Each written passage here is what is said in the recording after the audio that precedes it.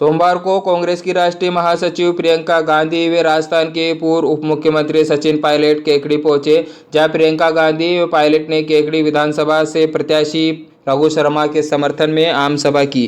केकड़ी पहुंचने पर पुष्प वर्षा की गई। रास्ते में प्रियंका गांधी व सचिन पायलट को देखने के लिए लोगों की भारी भीड़ मौजूद रही। आम सभा को संबोधित करते हुए प्रियंका गांधी ने कहा कि भाजपा की नीतियां जनता की कमर तोड़ रही है। वही गांधी ने कहा कि राजस्थान सरकार ने भाजपा की नीतियों से आपको बचाकर रखा है। वही कांग्रेस ने केकड़ी में विकास के अभूतपूर्व काम किए हैं। केकड़ी जिला बना तथा केकड़ी में 400 बेड के अस्पताल भी बनाया गया है। इसी आधार पर कांग्रेस पार्टी आपसे वोट मांग रही है। केकड़ी में जनसभा के बाद प्रियंका गांधी व सचिन पायलट जहाजपुर के लिए रवाना हुए। कानून वापस तब लिए गए भाजपा द्वारा जब 2 महीनों में उत्तर प्रदेश का विधानसभा का चुनाव आ रहा था। चुनाव आने तक कोई सुनवाई नहीं हुई। हम जब कहते हैं प्रदेशों में कि हम कर्ज माफ करेंगे किसानों के, तो मालूम है ये लोग क्या कहते हैं? कहते हैं पैसे नहीं है इन चीजों को करने के लिए। जिस समय किसानों का आंदोलन चल रहा था उस समय उत्तर प्रदेश के किसान का 15,000 करोड़ का बकाया था। गन्ने का 15,000 करोड़ का बकाया था।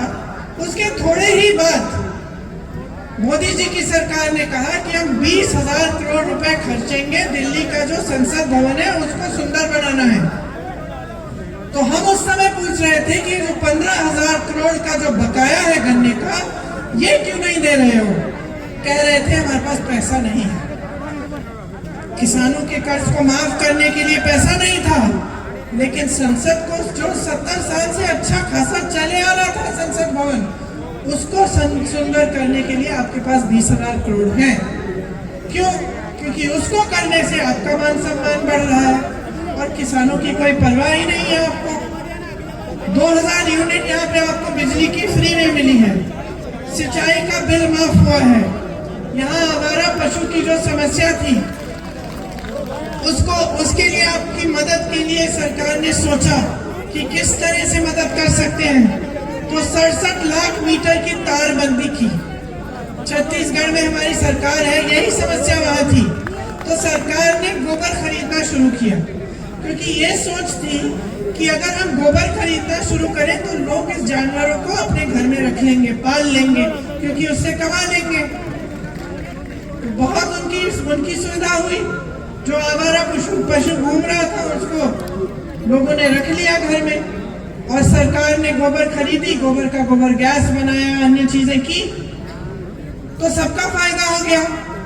इसी तरह से हमारी सरकार यहाँ कह रही है कि हमारी सरकार दोबारा बनेगी तो हम भी गोबर खरीदना शुरू करेंगे यहाँ पे, ताकि राजस्थान में भी ये समस्या हल हो सके। बहनें बैठी हुई हैं, महिलाओं के लिए यहाँ पे आपकी सरकार ने बहुत किया है। सबसे पहले तो आपके लिए महंगाई की राहत कैंप बनाए। अब सोचिए कि ये नौबत आ गई है कि केंद्र सरकार इतनी महंगाई बढ़ा रही है कि प्रदेश की सरकार को राहत के कैंप लगवाने पड़े। सिलेंडर आपको 500 में मिल रहा है। 1 करोड़ लोगों को बिजली में की बिल जो शून्य हो गई। इंदिरा रसोई बनाई गई, 8 रुपए में आपको भरपेट भोजन मिलता है। 40 लाख मोबाइल दिए गए महिलाओं को। छात्राओं को स्कूटी देने का काम शुरू हुआ है। केजी से पीजी तक निःशुल्क शिक्षा महिलाओं के लिए। सरकारी बसों में आधा किराया, सरकारी नौकरियों में 30% आरक्षण, 10वीं पास होने पर 10,000 रुपए, 12वीं पास होने पर 20,000 रुपए। अब हम इसकी तुलना करते हैं भाजपा के प्रदेश से, मध्य प्रदेश से। 18 सालों के लिए महिलाओं के लिए कुछ नहीं किया। करना है। ये चुनाव बहुत महत्वपूर्ण इसलिए भी है साथियों कि हमने 10 साल में केंद्र की भाजपा की सरकार को देख लिया, और आप लोग भी कोई कसर नहीं छोड़ते। जब देते हो छप्पर फाड़ के देते हो। 2 बार आपने भाजपा की पूर्ण बहुमत की सरकार दिल्ली में बना ली। अब 10 साल से वो सरकार दिल्ली में है, इन्होंने कोई कसर नहीं छोड़ी। किसान, नौजवान, महिला, ऐसा नीति निर्माण इन्होंने किया है।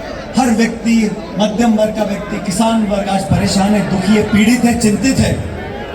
इनकी रिपोर्ट कार्ड हमारे सामने है। लेकिन जैसा रघु जी बता रहे थे, जब चुनाव का समय आता है तो यहाँ पे बड़े बड़े नेता आते हैं और लगातार राजस्थान के बाहर के आके यहाँ पे अभी योगी जी आए थे, उनसे पूछो गैस का सिलेंडर 1100 रुपए का क्यों बिक रहा है?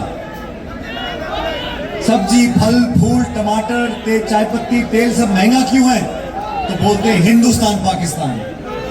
हम बोलते हैं फौज में भर्ती खत्म कर दी। हम कहते हैं फौज की भर्ती खत्म कर अग्निवीर चालू कर दिया। नौजवानों के भविष्य खिलवाड़ कर रहे हो। हमारा नौजवान लड़का भर्ती होगा 19-20 साल का, 4 साल की नौकरी और फिर छुट्टी। हम पूछते हैं किसानों के खिलाफ आपने 3 काले कानून क्यों बनाए? तो जवाब आता है मंदिर और मस्जिद।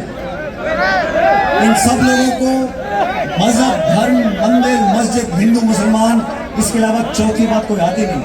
हमारी पार्टी आज आप जानते हो केकड़ी में, राजस्थान में नरेगा के काम चलते हैं, कहीं कम कहीं ज्यादा।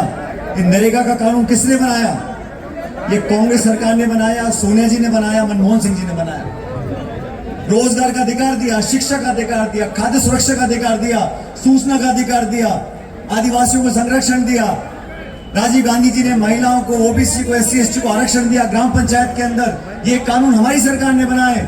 और भाजपा ने कानून बनाए 3 काले कानून किसान के खिलाफ, नोटबंदी, GST और अमीर गरीब की खाई को लगातार बढ़ाते जा रहे हैं। देश की संपूर्ण संपत्ति, हवाई अड्डे, रेलवे लाइन, खान के गोदाम, बिजली घर पौने पौने दाम में 2-5 लोगों को दे रहे हैं।